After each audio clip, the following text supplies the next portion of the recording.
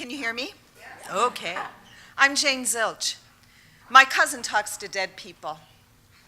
Before we go on, you need to know that I am not really into this stuff. Not God, not the afterlife, not ghosts, not even the spirit of the universe.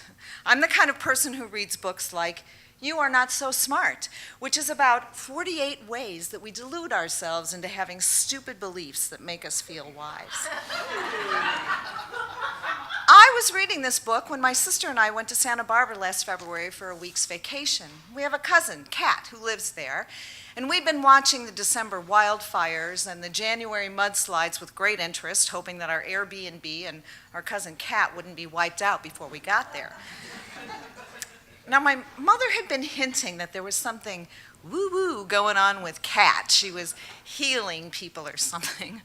But my sister and I had always loved Kat. She is wicked smart, and she's wicked funny, and she seemed really excited we were coming to see her, and didn't seem like she was going to take over our vacation, so that was good. The first day, at lunch, suspecting that my mother might have spilled a few of the beans, Kat fills us in on her calling. She talks to dead people. Well, dead people, and people in comas, and people who otherwise can't communicate. It's not exactly like talking. It's writing. She makes herself open with a pen and paper in hand, and this writing starts that she doesn't control. God controls it. And God always starts with a message for the person seeking help and then lets the dead person speak through Kat's pen. A lot of the times, what she writes doesn't mean anything to her. Often, she doesn't even know what she's written until after she reads it, and sometimes it just seems like gibberish. She doesn't seek people out for this, and she doesn't ask for money. So people that she's helped in the past pass her name and a phone number along to other people who just call her up out of the blue, and Kat helps them. She figures she's helped hundreds of people like this over the last 30 years. Like the woman who called her, whose husband had been in a bad skiing accident, and he'd been in a coma for several weeks, and the doctors didn't think he was going to recover. The woman had to decide what to do about his situation, and she wanted to make sure she was making the right decision, and she was hoping to talk with him somehow.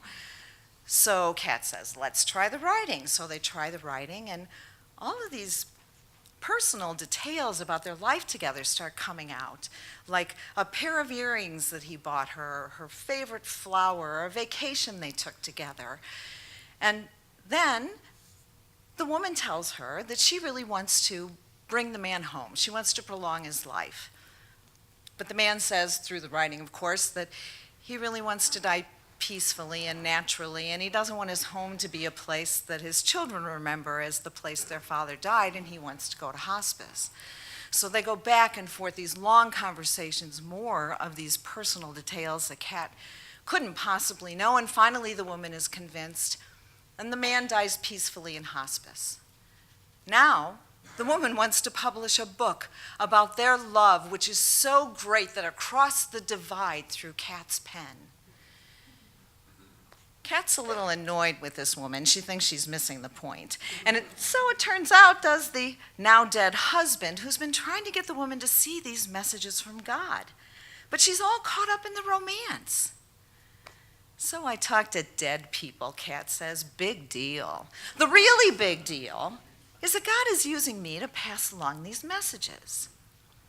Well, later that night, my sister and I talked this over at our cottage. It's really clear to us that Kat is completely, sincerely, authentically convinced that she has a gift from God and that she is capturing the voices of dead people. She doesn't have a financial motive. She's not much of an attention seeker.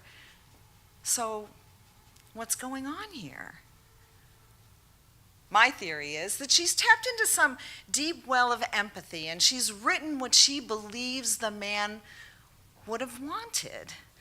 And, you know, the details about the jewelry and the flowers and the beach, well, good guesses, probably confirmed by the way the woman reacted when Kat suggested them.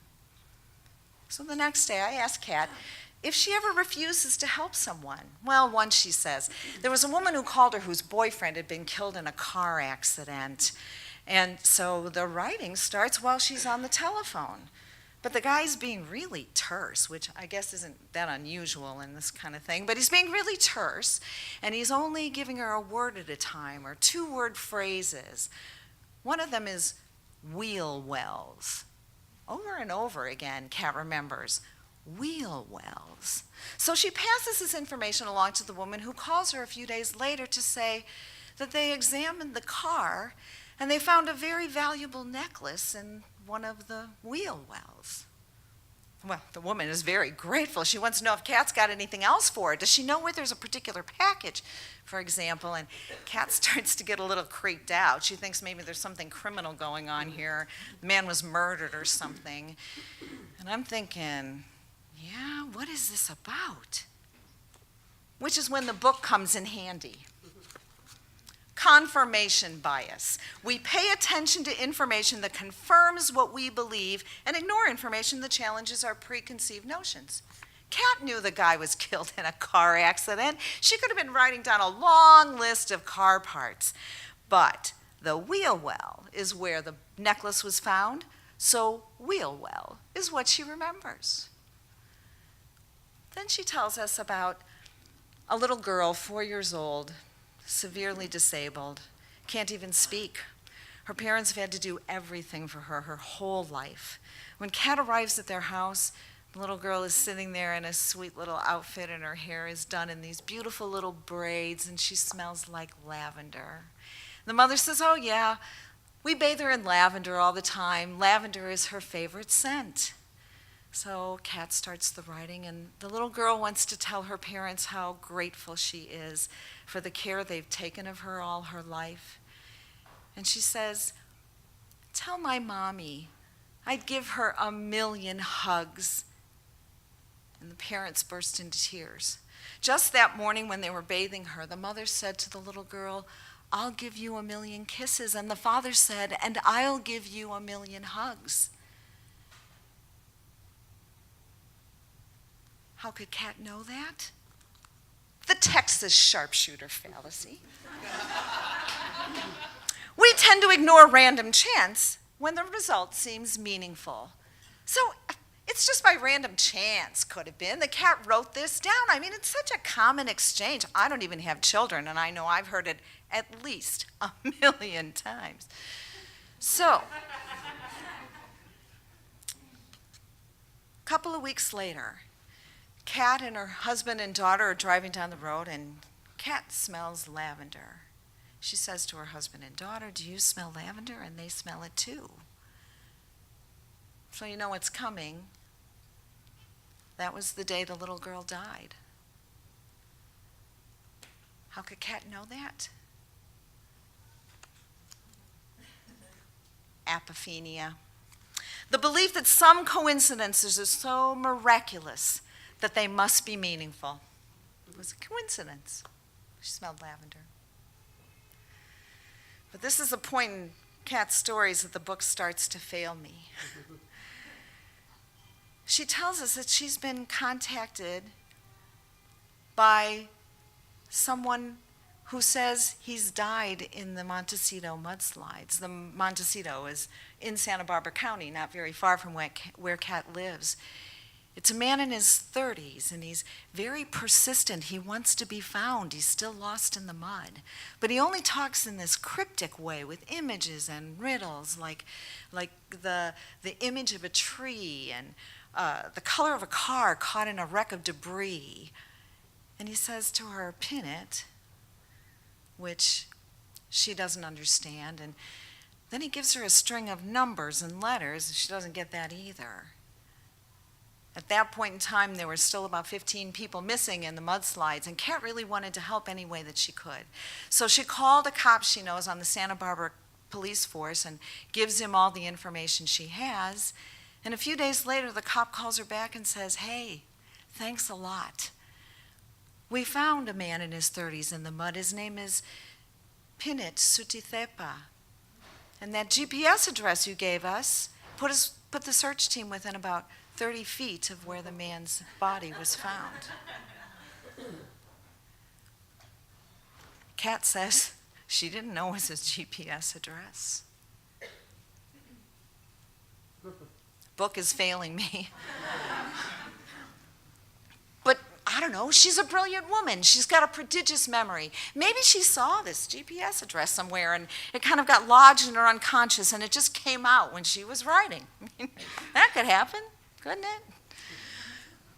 So, the next day, we're riding in the car in the hills above Santa Barbara, and my sister's in the back seat, and Kat says to my sister, who's a lot more spiritual than I am, a fact not lost on my cousin, she says to my sister, maybe you want to page through one of my notebooks. Maybe you'll find something helpful. Maybe one of those messages from God will just jump out at you. So my sister dutifully picks up the notebook, and she's paging through it and stops. When she comes to a string of numbers and letters, and there in the back seat, she Googles it, and it's a GPS address. And it's in an entry in the notebook that was dated more than 3 weeks before.